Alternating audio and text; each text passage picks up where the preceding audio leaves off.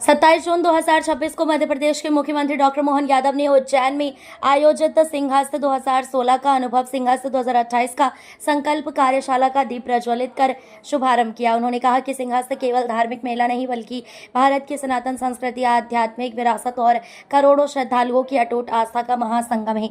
सरकार का लक्ष्य सिंहस्थ 2028 को भव्य, दिव्य, सुरक्षित, स्वच्छ और तकनीकी रूप से सशक्त बनाना है। मुख्यमंत्री ने कहा कि लगभग 40 करोड़ श्रद्धालुओं के आगमन को ध्यान में रखते हुए 25,000 करोड़ रुपए से अधिक के विकास कार्य प्रगति पर हैं। 778 करोड़ रुपए से 29 किलोमीटर नए घाट, 120 करोड़ रुपए से स्थायी घाटों का उन्नयन, 853.46 करोड़ रुपए से 22 पुल, 139 करोड़ रुपए से एआई आधारित डिजिटल कमांड सेंटर, नई सड़क, रेल और हवाई कनेक्टिविटी सहित व्यापक अधोसंरचना विकसित की जा रही है। उन्होंने 236 विशेष ट्रेनों, 7 रेलवे स्टेशनों के आधुनिकीकरण तथा नए एयरपोर्ट निर्माण की जानकारी भी दी। डॉक्टर यादव ने अधिकारियों, पुलिस, स्वास्थ्य, नगर निगम, स्वयंसेवी संगठनों और जनप्रतिनिधियों से टीम भावना के साथ कार्य करने का आह्वान करते हुए कहा कि स्वच्छ सिंहस्थ, स्वस्थ सिंहस्थ और सुरक्षित सिंहस्थ की हमारी सर्वोच्च प्राथमिकता है। कार्यशाला में विधायक अनिल जैन, कालू हेड़ा, उज्जैन संभाग के कमिश्नर एवं मेला अधिकारी आशीष सिंह, कलेक्टर रोशन कुमार सिंह, अपर पुलिस महानिदेशक राकेश गुप्ता सहित सेवानिवृत्त एवं वर्तमान प्रशासनिक और पुलिस अधिकारी उपस्थित रहे। बाबा महाकाल की नगरी और आप वर्तमान और पूर्व सभी की कर्म स्थली, एक अलग लगाव है उज्जैन से आपका।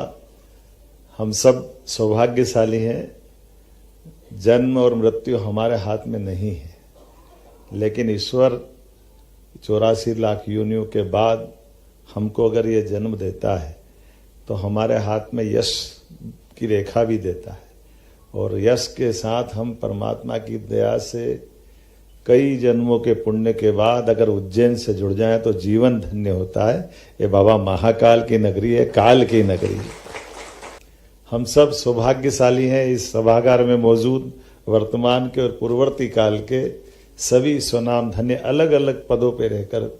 क्या वर्तमान का समय आया है जिसमें हम अपने धार्मिक पर्यटन, तीर्थाटन को भी उस रूप में देखते हैं जिसके कारण से ये नगरियां अपने आप सबको लालायित करती है, अपने आप बुलाती है, क्योंकि ये सिंहस्थ हमारा, आपका, सबका है। लेकिन अब आप देखो उज्जैन का कितना समय बदल गया है। 2022 के बाद ये बड़ा पैमाने पे एक सहायता मिलेगी जब हम बाकी मेहमानों को रोकने के लिए भी इसका भी प्रबंधन देखेंगे तो बड़े पैमाने पे इसका लाभ मिलेगा। स्नान के लिए तो बता ही दिए घाट कितने, और 2016 हो या 4 हो, हमको बाहर से आने वाले मार्ग कम पड़ रहे थे।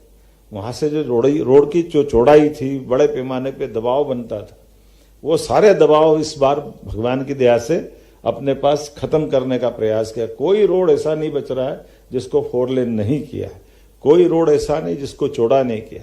एक प्रयोग 2016 में किया था, उसका लाभ भी मिलेगा। अब इसमें समान रूप से कुछ और बहुत सारी बातें सोची गई है जिसपे आज हम टूरिज्म को प्रमोट कर रहे हैं। तो टूरिज्म में बहुत सारे प्रकार से हम अनुदान दे रहे हैं। तो अब केवल यहाँ नहीं, यहाँ से लेके 100 किलोमीटर दूर तक या 200 किलोमीटर मंदसौर तक के भी आवागमन के मार्ग पे भी हमारी ऐसी प्राइवेट स्तर पे भी रचनाएं खड़ी हो जाए, जहां आपके अनुभव से बड़ी भीड़ होती थी या कुछ कारण से, तो जो अपने जन सुविधाएं हैं, कुछ स्टे करने के लिए कहीं ढाबे, क्योंकि ये जब जाम वाम होता तो चुनौती में ये बड़े काम आते हैं।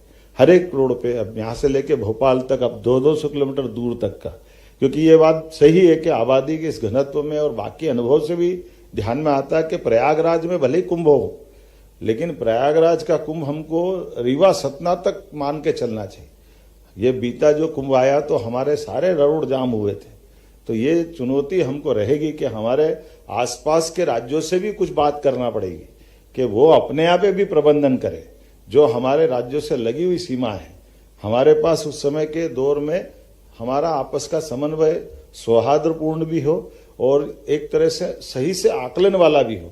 तो मैं उम्मीद करता हूं कि आप सबके बैठने का, मिलने का, और जैसे मैंने फिर कहा कि भगवान महाकाल की इच्छा है, गोपाल कृष्ण की इच्छा है कि आपको पुनः इस बड़े पवित्र कार्य के यज्ञ में अपनी आहुति देने के लिए आपके समय के साथ आपके सुझावों को लेकर के भगवान ही मौका दे रहा है। मैं अपनी ओर से कामना करता हूँ हम सब मिलकर के निश्चित रूप से 2028 का सिंहस्थ बहुत अच्छा करेंगे। इसी भावना के साथ इस पूरे आयोजन के लिए मेरी शुभकामना।